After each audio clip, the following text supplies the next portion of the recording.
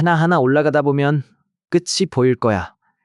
2층을 올리게 된 가장 큰 이유는 결국엔 행복한 결론을 향한 선택이었다고들 한다.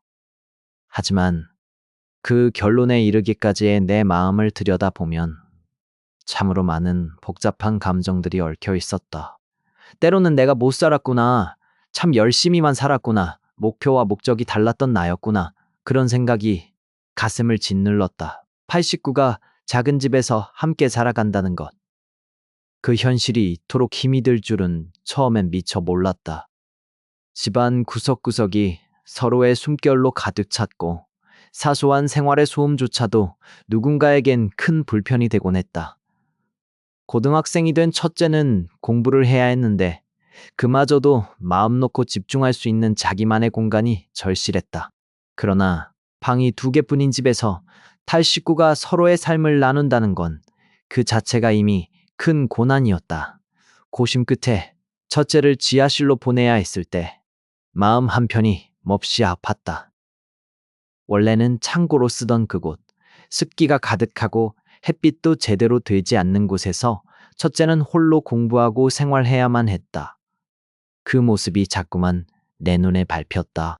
아이가 혼자 어둠 속에 있을 때 혹여나 두려움에 떨진 않았을지, 혹은 외로움에 마음이 다치진 않았을지 매번 걱정이 앞섰다. 시간이 흐르면서 습한 공기와 채 마르지 않는 공간에서 오래 지내다 보니 첫째는 피부병까지 얻고 말았다.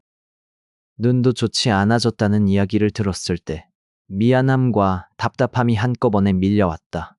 아버지로서, 가장으로서 제대로 된 환경 하나 마련해주지 못한 죄책감이 가슴을 쳤다. 나와 아내, 그리고 딸과 넷째, 막내는 정말 작은 안방 한 칸에서 함께 잠을 청했다. 딸아이 하나, 어린 막내와 넷째가 어른들 틈에서 구석구석 몸을 맞대어야만 했다.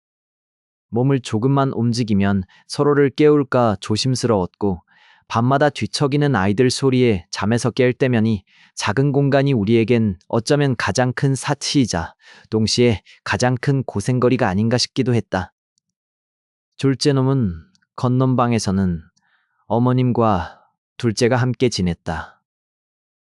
그 방에는 보일러도 들어오지 않아 겨울이면 아침 저녁으로 떨감을 때워야 겨우 온기를 느낄 수 있었다.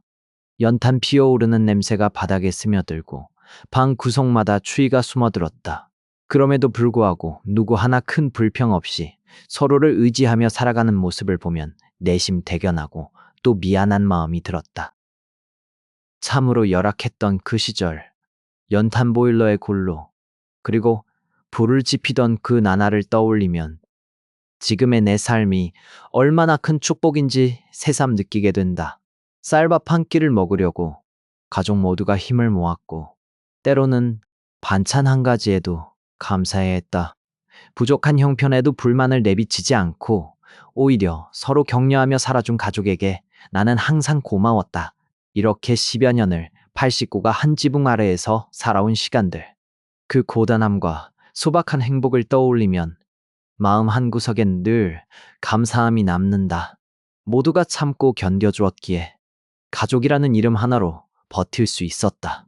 2층을 올리기로 마음먹은 건 단지 공간을 넓히려는 결심만은 아니었다. 서로에게 조금이라도 더 나은 환경을 만들어주고 싶다는, 오랜 죄책감의 무게를 덜고 싶다는, 그리고 무엇보다 함께 고생한 가족들에게 더 밝은 미래를 선물하고 싶다는 간절함이 담겨 있었다.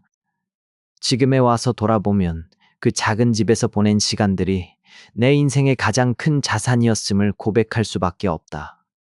그 고단함도, 그 미안함도 결국엔 가족을 더 사랑하게 만든 원동력이었다. 오늘 이 글을 쓰는 지금도 그때를 함께 견뎌준 가족들에게 깊은 감사의 마음을 전하고 싶다.